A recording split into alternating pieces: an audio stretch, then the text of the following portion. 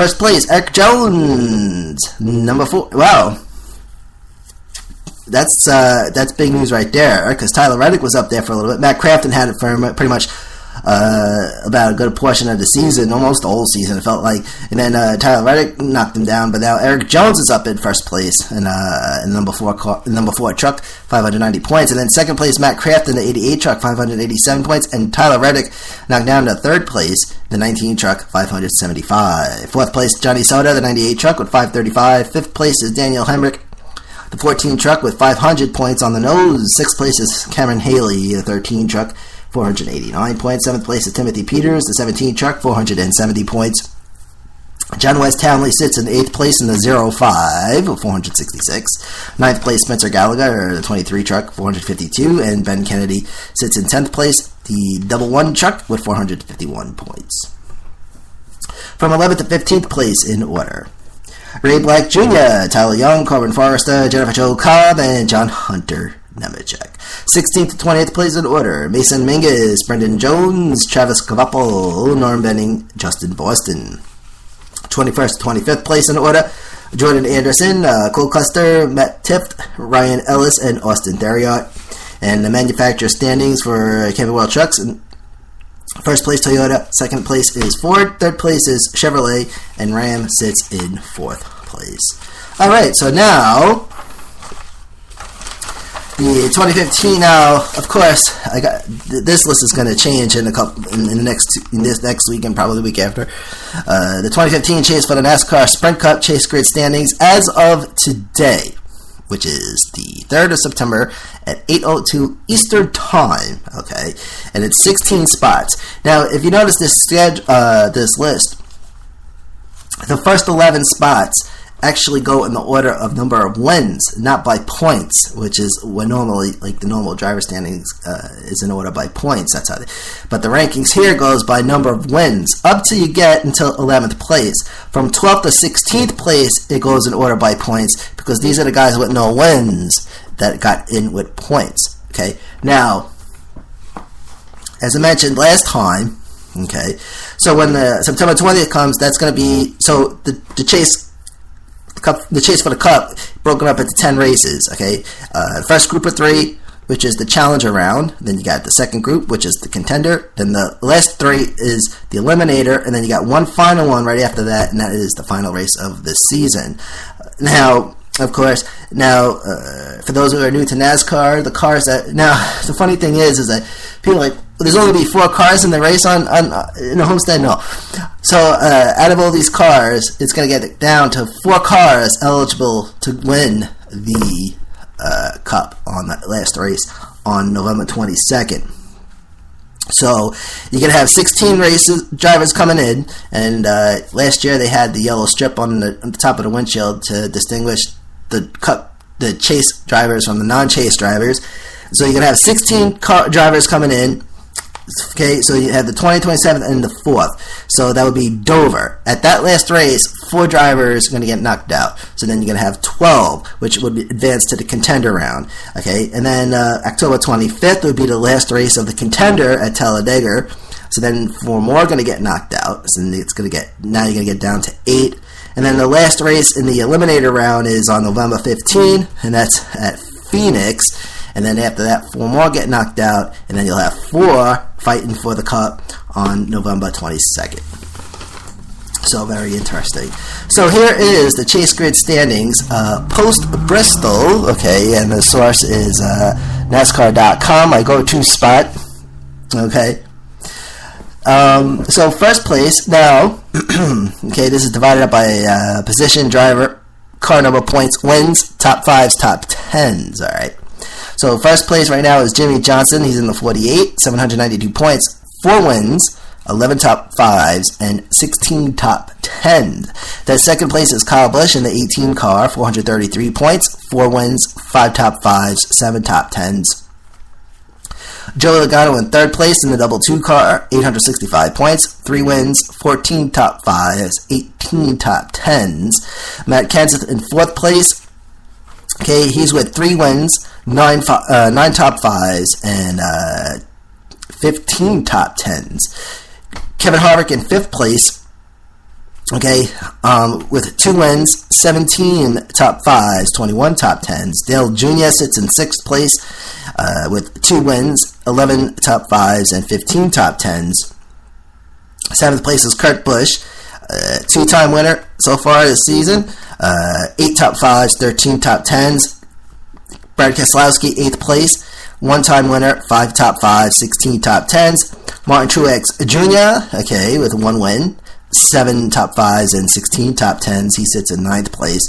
10th place is Denny Hamlin, 1 win with 1 win, 8 top 5s, 11 top 10s, and then Carl Edwards in 11th place with 666 points in the number 19 car, 1 win, 2 top 5s, and 8 top 10s.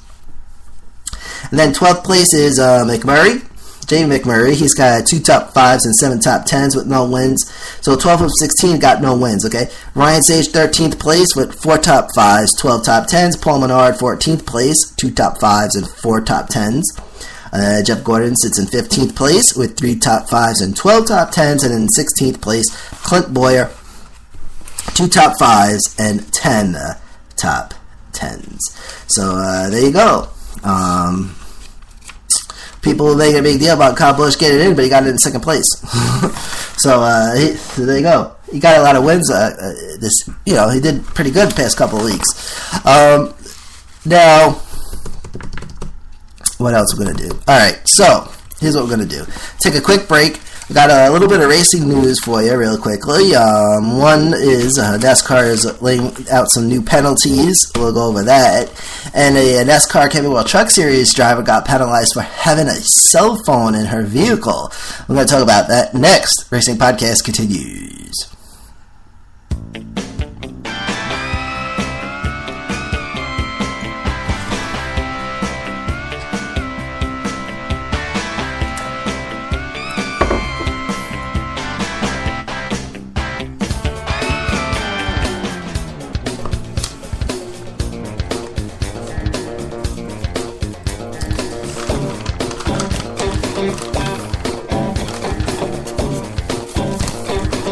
Alright, welcome back everybody.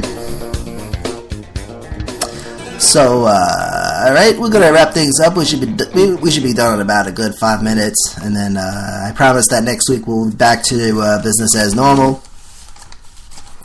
So, first news item, Sunday's race at Darlington, that the cars will be sporting a retro paint scheme, sources, motorsport.com. According to this source, quote, over half the Sprint Cup field will run special throwback designs for the Southern 500 at Darlington. 25 designs have been was released last week. Brad Keselowski's car will be sporting the Miller High Life design, made famous by NASCAR Hall of Famer Bobby Allison back in the 80s. And of course now he's got the Miller Lite car, which looks like a Miller Lite can. I love that car for some reason. It's a Miller Lite can on wheels. I like that car. And of course down south they probably got a lot of big Miller Lite drinkers, and Miller and Pabst Blue Ribbon, which is Pabst Blue Ribbon I think is the big one down south. Another story from motorsports.com Wednesday, August 26th. Kyle Busch Motorsports, okay, Kyle Busch has a couple of trucks in NASCAR,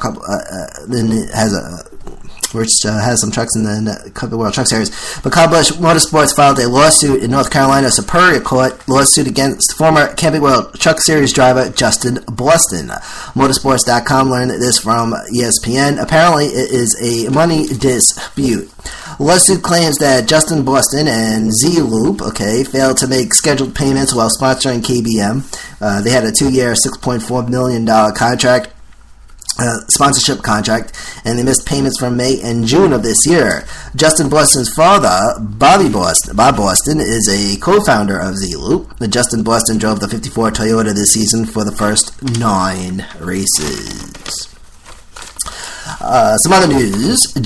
Jeffrey Earnhardt is scheduled to make his Sprint Cup debut at Richmond, the Saturday night race at Richmond, Saturday, September 12th. Jeffrey Earnhardt will be driving the 23 car, and his sponsor is CorvetteParts.net.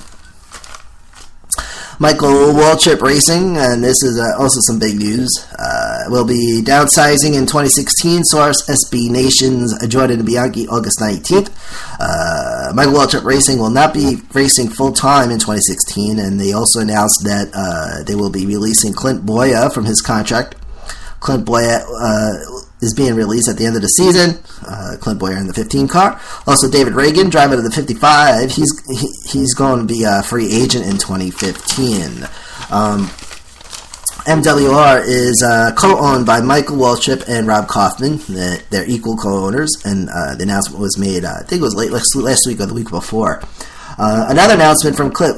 Now, there was another announcement from Chip Ganassi Racing back in July of this year, where Kaufman is planning to purchase a stake in Chip Ganassi Racing, Chip Ganassi has 2 cars out there, Jamie McMurray and Kyle Larson, which is drive the 1 and the 42, respectively. And Fansided, writer Brian Thornsberg on Wednesday, August 26th, wrote, it was an article about the 5 most annoyingest fans, right? Annoyingest type of fans, right? And the list went from 5 to 1. Number 5 was the fan that watches just to see the crashes, or what Fanside calls wreck watchers. Number 4 is folks who don't watch NASCAR but claim to know everything. These are known as the know-nothings. And then number 3, Fanside calls the conspiracy theorists. NASCAR, they claim that NASCAR is playing favorites to some teams to keep some teams up and some teams down, right? One of those things. But then you got the bubble fan, which is the same as the conspiracy, but the bubble fan runs at the mouth, basically. Okay. And then number 1 is driver haters. Some other quick news. Jennifer Jo Cobb, all right? Jennifer Jo Cobb, driver of the number 10 truck for the NASCAR Camping World Truck Series, was penalized after it was discovered that Jo Cobb had a cellular telephone, or what NASCAR calls a, quote, a non-engine electronic component. Jo Cobb was fined $5,000 plus an extra $2,000 for a previous violation. The incident happened during practice on Saturday at the Canadian Tire Motorsport Park. Cobb was involved. Well, Jo Cobb was involved in a 2-vehicle crash, and her truck finally comes to rest against a tire barrier. And she climbs out of the truck and then walks back to the truck to retrieve what is, quote, retrieved what appeared to be a cell phone, end quote, source NASCAR.com. NASCAR started banning cell phones in 2012 after an incident with Brad Keselowski, an incident where Juan Pablo Montoya, who at the time was a Sprint Cup driver, hit a jet dryer during caution, because jet driver, those big trucks, the caution turns to red, and Brad Keselowski took a picture of the incident with a cell phone and posted it on Twitter. The incident happened at Phoenix International Raceway. Keselowski was fined $25,000 and was placed on probation for having a cell phone.